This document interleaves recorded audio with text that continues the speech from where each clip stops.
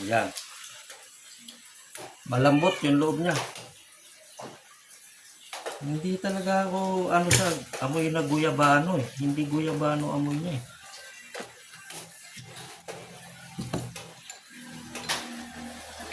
Amoy ubod.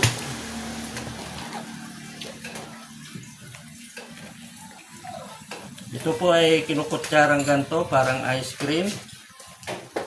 Yan.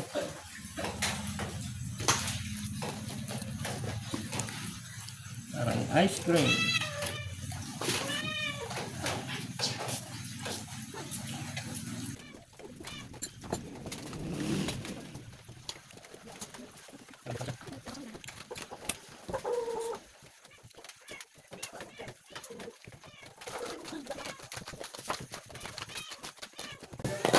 Simot ko na mga katosa.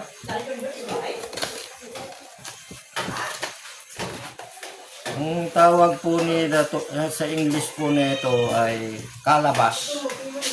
Kalabasa? Kalabas? Uy, sayang.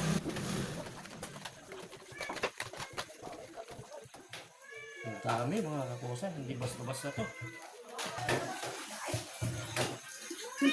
Napuno na po yung isa. Ay kalahati. Puno na. Masih dari